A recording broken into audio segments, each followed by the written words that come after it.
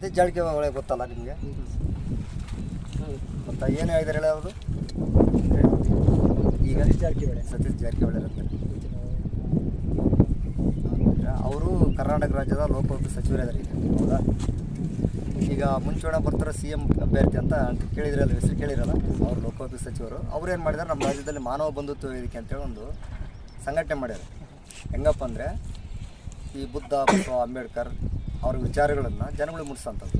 ಈಗ ಜನಗಳು ಹೆಂಗಪ್ಪ ಅಂದ್ರೆ ನಾವೆಲ್ಲ ಬ್ಯಾಕ್ವರ್ಡು ಸೋಷಿಯಲ್ ಸಮುದಾಯಗಳು ಏನಿದೀವಪ್ಪ ಅಂದರೆ ನಾವು ದೇವರು ಧರ್ಮ ಅಂತೇಳಿ ನಾವು ನೋಡಿ ನಿಮ್ಮೆಲ್ಲ ಸ್ಕೂಲು ಕಾಲೇಜ್ ನಿಮ್ಗೆ ಖುಷಿ ಆಗುತ್ತೆ.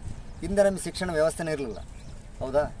ನಮಗೆ ಹಿಂದೆ ಸಾವಿರಾರು ವರ್ಷಗಳು ಹೋದಂದರೆ ಶೂದ್ರ ಜನಾಂಗ ಶಿಕ್ಷಣ ವ್ಯವಸ್ಥೆ ಇರಲಿಲ್ಲ. ಶಿಕ್ಷಣ ಕಲಿಯೋಕೆ ಹೋದರಿಗೆ ಏನು ಮಾಡ್ತಾಯಿದ್ರು ಆಯಿತಾ? ನಿಮಗೆ ನಂಗೆ ಗೊತ್ತಿದೆ ಅಂದರೆ ಹಿಂದೆ ಶಿಕ್ಷಣ ಇರಲಿಲ್ಲ. ನಮ್ಮ ಶೂದ್ರ, ಬ್ರಾಹ್ಮಣ, ಕ್ಷತ್ರಿಯ, ವೈಶ್ಯ ಶೂದ್ರ, ಕೆಳಗಿರ್ತಕ್ಕಂಥನೇ ವೈಶ್ಯ ಅಲ್ಲ ಶೂದ್ರ.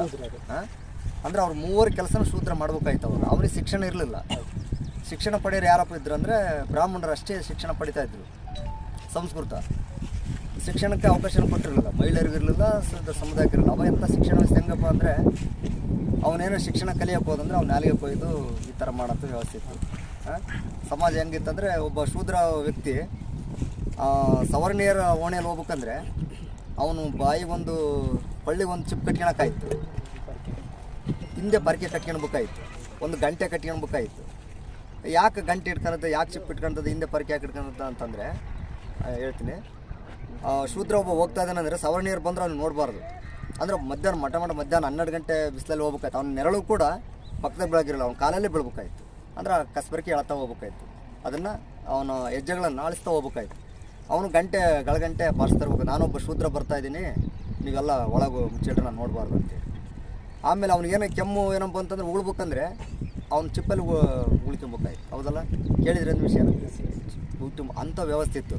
ಆ ವ್ಯವಸ್ಥೆನ ಹೊಡೆದಾಕಿ ಏನು ಮಾಡ್ತಾರೆ, ನಮ್ಮ ಭಾರತ ಸಂವಿಧಾನ ಬಂದಾಗ ಬಾಬಾ ಸಾಹೇಬ್ ಅಂಬೇಡ್ಕರ್ ನಮ್ಮೆಲ್ಲರಿಗೂ ಸಮಾನವಾದ ಶಿಕ್ಷಣ ಬರ್ತಾರೆ. ಯಾರಿಗೂ ಕೂಡ ಭೇದ, ಜಾತಿ, ಲಿಂಗ ಭೇದ ಇಲ್ಲದಂಗೆ ಶಿಕ್ಷಣವನ್ನು ಪಡಿಬೇಕು ಅನ್ನೋದೊಂದು ಕಾನ್ಸೆಪ್ಟ್ ಅಂತ. ಅದು ಆದರ್ಶಗಳನ್ನ ಇಟ್ಕೊಂಡು ನಾವೆಲ್ಲರೂ ಪ್ರಜ್ಞಾವಂತರು ಶಿಕ್ಷಣವಂತರು ಆಗಬೇಕು ಅಂತ. ನಮಗೆ ಒಂದು ಮನುವಾದ ಒಂದು ಏನೈತಲ್ಲ, ಮನುವಂತ ಇರ್ತಾನಲ್ಲ, ಮಹಿಳೆ ಶಿಕ್ಷಣದಲ್ಲಿ ಇರ್ತಾನೆ, ಅವನೇನು ಮಾಡ್ತಾನೆ, ಈ ಮಹಿಳೆಯರು ಶಿಕ್ಷಣಕ್ಕೆ ಅರ್ಹರಲ್ಲ, ಯಾರೂ ಕೂಡ ಶಿಕ್ಷಣ ಪಡಿಬಾರ್ದು, ಶೂದ್ರ ಜನಾಂಗ ಮಾಡೋದು. ಅವರೆಲ್ಲ ಏನು ಶೂದ್ರ ಜನಾಂಗದಾರಲ್ಲ, ಮೇಲ್ವರ್ಗದ ಜನನ ಅವರನ್ನು ಸೇವೆ ಮಾಡ್ಕೊಂತಿರ್ಬೇಕು ಅನ್ನೋದು ಒಂದು ಕಾನ್ಸೆಪ್ಟ್. ಅದಕ್ಕೆ ಬಾಬಾ ಸಾಹೇಬ್ ಅಂಬೇಡ್ಕರ್ ಏನು ಮಾಡ್ತಾರೆ, ಎಲ್ಲರಿಗೂ ಶಿಕ್ಷಣ. ಮತದಾನ ಹಕ್ಕು ಇರಲಿಲ್ಲ. ಮತದಾನ ಮಾಡೋಕೆ ಯಾರಿಗಿತ್ತಪ್ಪ ಅಂದರೆ ಜಮೀನ್ದಾರಿಗೆ ಮಾತ್ರ ಮತದಾನ ಹಕ್ಕಿತ್ತು, ಕಾಮನ್ ಜನಕ್ಕೆ ಇರಲಿಲ್ಲ.